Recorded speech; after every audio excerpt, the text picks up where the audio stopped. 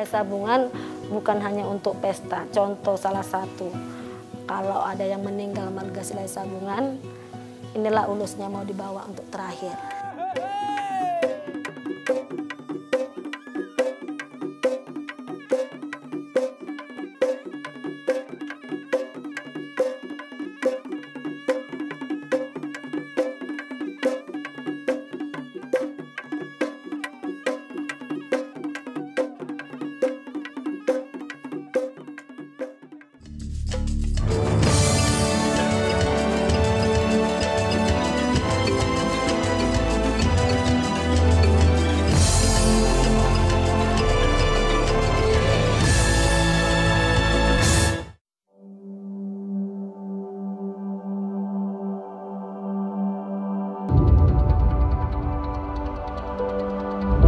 Horasian Huta Silahi Sabungan. Ini kali pertama saya menjejakkan kaki di kampung Silalahi Nabolak, perkampungan suku Batak Toba yang ada di tengah masyarakat Pakpak di Kabupaten Dairi, Sumatera Utara. Langit cerah berawan tampak bersahabat.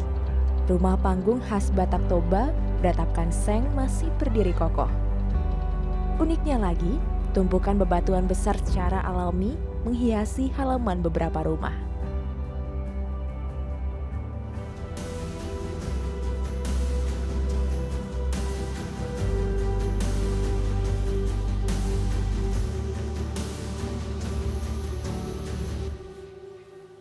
Pemirsa, tim potret saat ini berada di Kabupaten Dairi, Provinsi Sumatera Utara, tepatnya di Kecamatan Silahi Sabungan yang berlokasi di pinggiran Danau Toba. Kawasan ini potensial dikembangkan sebagai desa wisata yang diberi nama Desa Wisata Silalahi. Keberadaan cerita rakyat yang didukung oleh situs-situs yang diyakini menjadi landasan pengetahuan dan juga identitas masyarakat setempat. Selain itu terdapat juga pertanian bawang merah di antara bebatuan, pemirsa. Nah, ini yang ingin kami gali, apakah merupakan pengetahuan tradisional yang turun-menurun dari orang tua dan dipertahankan hingga kini. Semuanya menyatu dalam sanubari Desa Silalahi.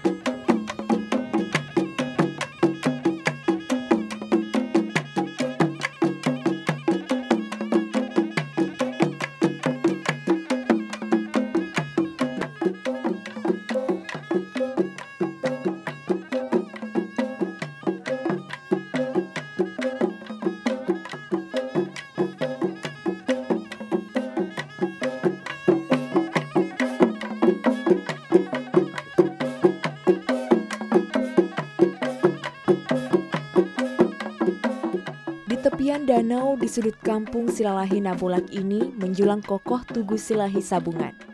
Simbol persaudaraan sekaligus bukti wilayah ini ulayat keturunan Raja Silahi Sabungan, generasi si Raja Batak Sorbani Baduan.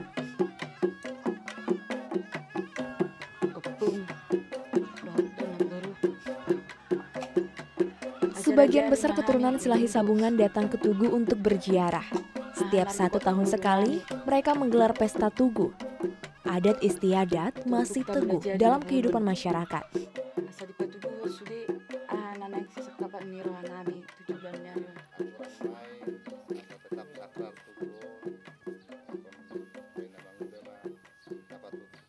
Bila terjadi permasalahan, akan diselesaikan oleh lembaga adat bergelar Raja Turpuk sebagai mediator.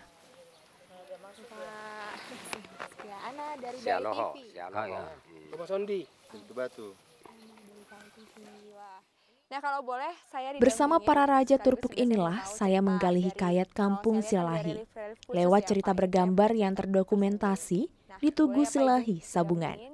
Baiknya dari mana, Pak? Kita mulai. Cerita dimulai dari sisi luar Tugu. Terdapat relief berupa cerita bergambar tentang asal mula marga Silalahi. Raja Silahi Sabungan ternyata berasal dari Balige. Ia merantau ke Bakara dan beberapa wilayah di sekitar Danau Toba. Dikisahkan saat ke Bukit Sulu-Sulu di Huta Silalahi, ia mendapatkan tongkat sakti, lak-lak, dan tumbaga holing, yaitu gelang, hingga kemudian dikenal sebagai raja yang memiliki kesaktian. Mulailah ia beranjak menuju di daerah Silalahi ini. Berangkat dari Pakpak. Beranjak ke bagian dalam tugu, ukiran mengisahkan kehidupan pribadi Raja Silahi Sabungan, yaitu ketika Raja Silahi Sabungan bertemu dengan Raja Pakpak atau Raja Parutop yang kemudian menjalin persahabatan. Raja Silahi Sabungan lalu menikah dengan Pinggan Matio Boru Padang Batanghari, putri Raja Pakpak. Pernikahan ini menjadi jalan Raja Silahi menetap di Silalahi Nabolak. Ini mengisahkan. Cerita bergambar di tugu ini juga mengisahkan keseharian raja dengan anak-anak dan kedua istrinya. Istrinya. Kegiatan sehari-hari. Inilah aktivitas sehari-hari. Ada yang mengembala sapi, ada yang mencangkol. Sisilah beberapa. Sampai saat ini, keturunan Silalahi masih berpegang pada Poda Sagu-Sagu Marlangan. Nasihat yang dibuat Raja Silahi dahulu untuk meredam konflik persaudaraan anak-anaknya. Ada beberapa nasihat yang tertulis dan bisa diteladani untuk menjaga tali persaudaraan. Di antaranya berbunyi, Ikon marsi haolongan mahamu sama hamuro di poparanmu, yang berarti kamu harus saling mengasihi satu dengan lainnya sesama saudaramu dan di antara keturunanmu.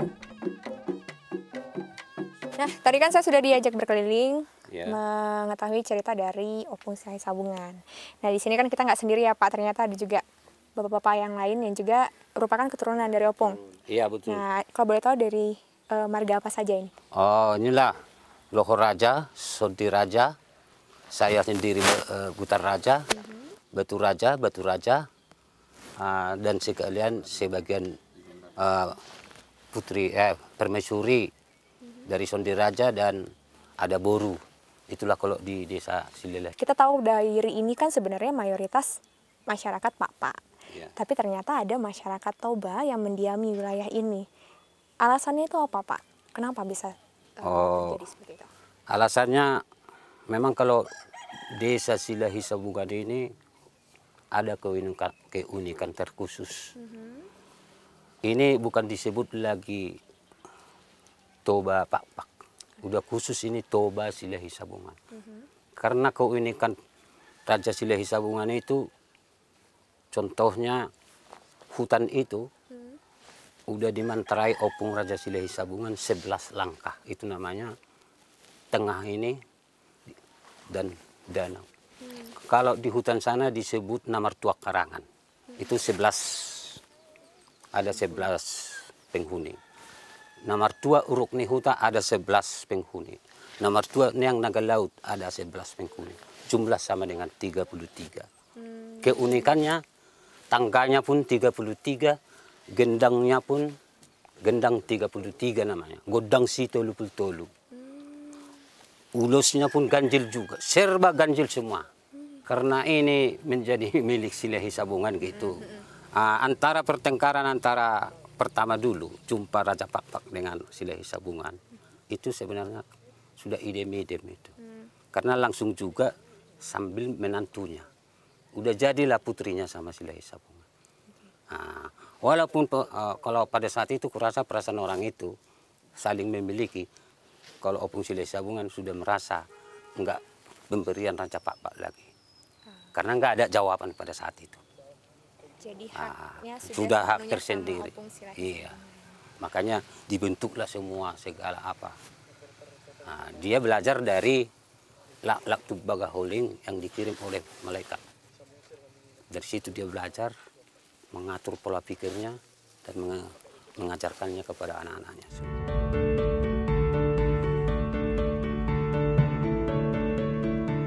Keragaman geologi atau geodiversity secara alami juga ada di Silalahi. Seperti air terjun Sipahulak Hosak atau Sipelpas Dahaga. Ada juga goa tempat peristirahatan Deang Namora, Putri Raja Silahi, hingga beberapa titik mata air yang memiliki nilai histori sebagai tempat sakral para leluhur dahulu.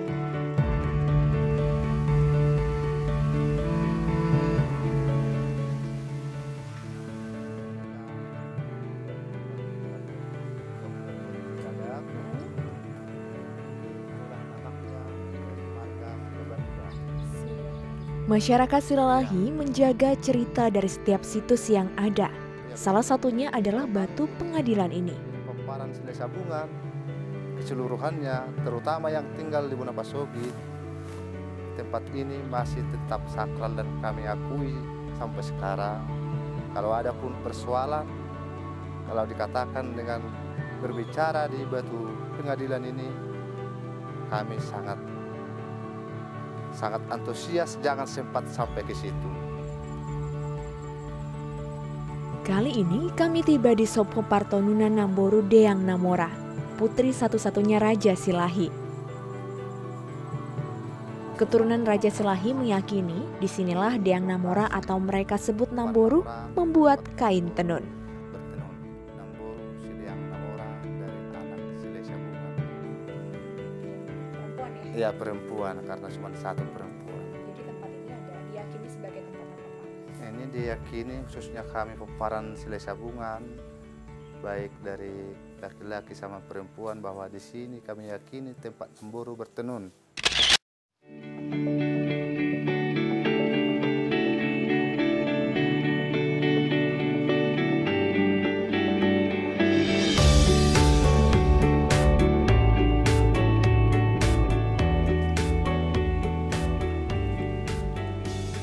Masyarakat setempat meyakini bahwa Raja Silahi membuat adat, kesenian, dan budaya berbeda dari Batak Toba umumnya. Salah satunya adalah kain tenun yang hanya diproduksi oleh tangan-tangan keturunannya di Kecamatan Silalahi, Gobar namanya.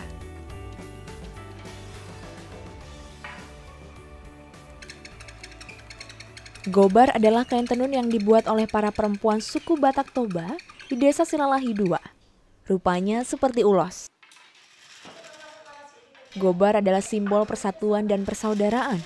Gobar digunakan dalam upacara adat istiadat dan hanya boleh dipakai oleh kaum pria bermarga Silalahi. Ada beberapa tahapan untuk menghasilkan kain tenun Silalahi ini, mulai dari proses manorha atau menggulung benang, marti bobo atau memilin benang dasar yang akan dipakai, dan terakhir martonun atau bertenun. Selain anak perempuan dari keturunan Silalahi, menenun juga dilakukan oleh pihak menantu, seperti Nurlan Boru Hasibuan ini. Suaminya bermarga Silalahi Pintu Batu. Sebelum menikah, Nurlan menenun ulos Batak Toba. Tapi sejak menikah dan menjadi keluarga besar Silalahi, perempuan ini menenun gobar. Kain gobar ini diperuntukkan biasanya pada kegiatan apa, Nang? Untuk pesta. Contoh kalau anaknya nikah, ada acara keluarga yang meninggal gitulah kan. Nah, dia wajibnya dia pakai ulus kayak gini, tapi ada syaratnya juga. Yang anaknya udah menikah tapi belum ada anaknya, dia nggak boleh pakai ini. Tapi anaknya sudah menikah, ada anaknya laki-laki sama perempuan, baru bisa pakai ini. Soalnya ini ulus Silai Sabungan bukan hanya untuk pesta. Contoh salah satu, kalau ada yang meninggal marga Silai Sabungan, inilah ulusnya mau dibawa untuk terakhir. Inilah kalau marga Silai Sabungan dia untuk terakhir dari apanya, inilah dibawanya untuk bahwa dia menandakan peparan Silai Sabungan. Seperti inilah ulus gobar Silai Sabungan. Dari pinggir coklat, di tengah-tengah ada putih sama hitam. Yang motifnya yang terbuat untuk menyatukan peparan Silai Sabungan dan mempererat persaudaraan sama peparan Silai Sabungan seperti ini. Oh, motifnya ketupat bersatu gitu ya, Nang ya. Jadi itu maknanya. Ini memang ada aturannya ini, Nang. Ada aturannya. Berapa banyak di tengah? Motifnya, jumlahnya ada 9 tempat gitu. Ini ke sini 1, ini ke sini 1. Makanya ada 9. Soalnya bersembilan motifnya, anaknya Silahi Sabungan ada 8, 1 perempuan. Makanya 9 semua. Oke, dibatasin sama ini. Iya, inilah ke sini 1. Ini ke sini 1. Kalau dipergunakan ini bukan hanya di Kecamatan Silahi Sabungan, tapi di setiap tempat daerah kita Indonesia ini bisa juga, asalkan marga Silahi Sabungan gitu. Nah, bisa juga marga orang lain yang make. Contoh salah satu, kalau dia memang benar-benar cinta, dihargain, tapi jangan dibuat jadi baju. Lain halnya dengan kaum pria, perempuan Boru Silalahi memiliki kain khusus bernama ragi siantar. Sepintas warna dasarnya sama, yaitu coklat dan hitam.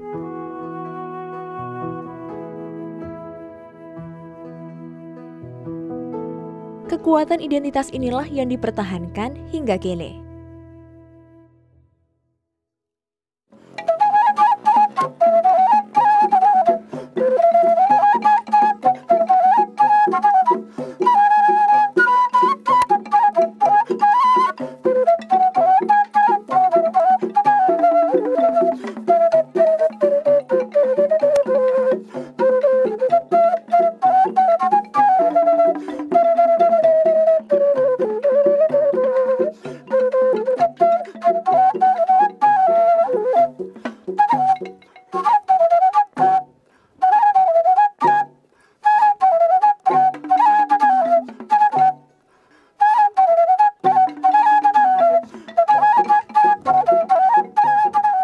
Kaki saya masih menyusuri salah satu kawasan Geopark Nasional Kaldera Toba di Silahi Sabungan ini.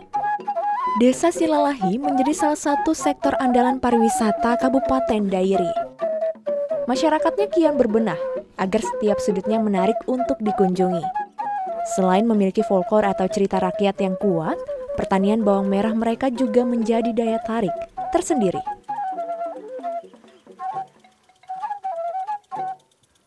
Suara air yang membasahi tanaman bawang merah memecah keheningan ketika tiba di ladang bawang di desa Silalahi ini. Bawang merah tumbuh subur di sela bebatuan. Untuk Kecamatan Silahi Sabungan, luas panen di tahun 2017 mencapai 335 hektar dengan produksi 2.200 ton dan tingkat produktivitas mencapai 67,5 kuintal per hektar.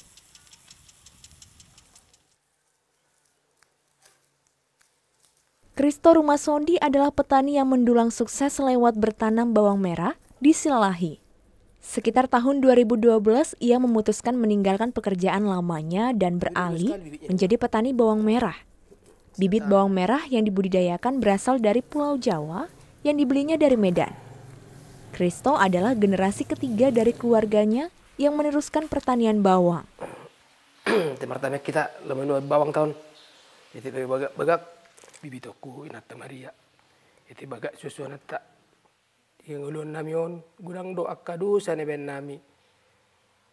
Uhami akka manusia terlumubi marado poko ali Tuhan. Asa saya sama dosa nami asal ulang tarabak pasu-pasu nalanamu Tuhami. Sudi na tamayang namion ipasata mima tu ali Tuhan.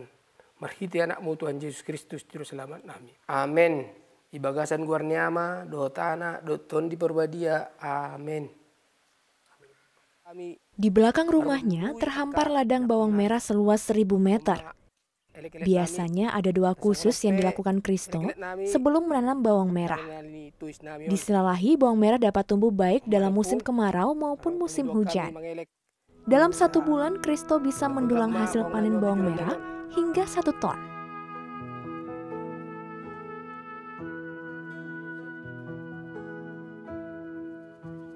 Sejauh ini, hasil panen sudah menghidupi keluarga dan memenuhi kebutuhan pendidikan anak-anaknya.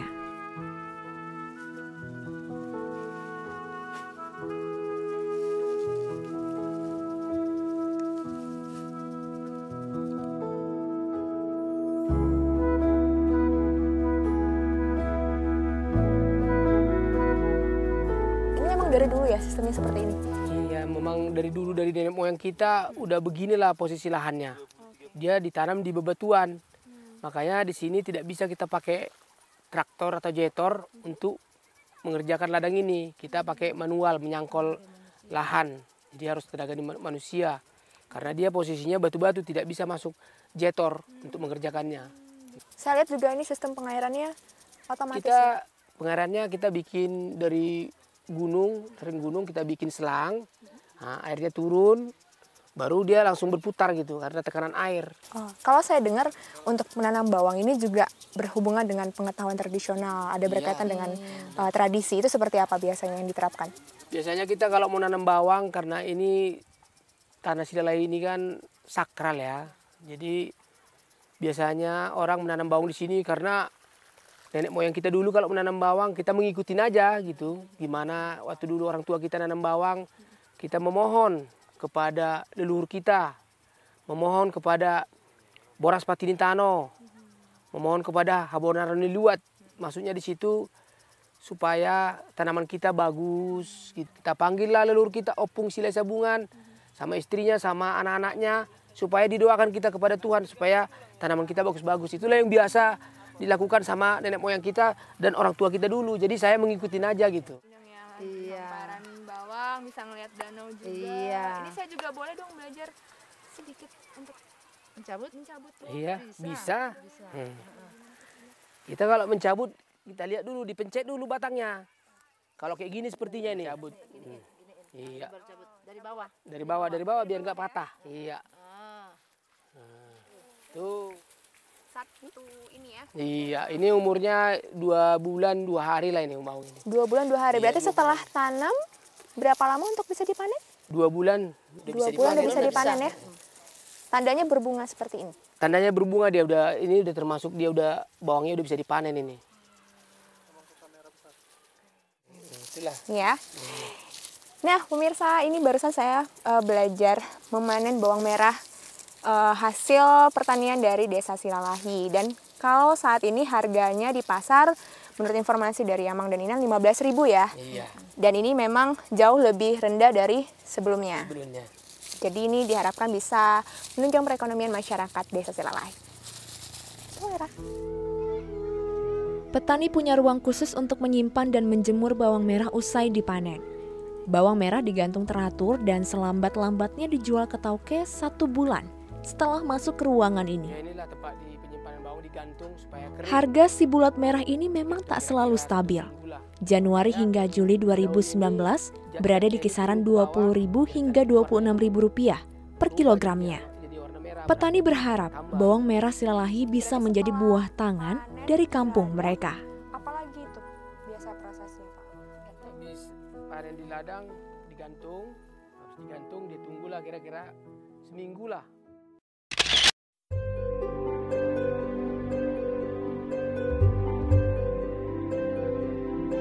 Desa Silalahi Nabolak telah membuat saya terpikat dari segala sisi. Alam nan indah berpadu dengan tradisi dan budaya.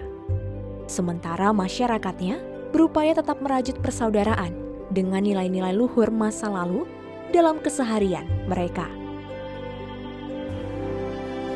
Selalu ingat, buka mata, hati, dan telinga. Karena ada banyak nilai berharga yang dapat menjadi potret bagi masa depan kita.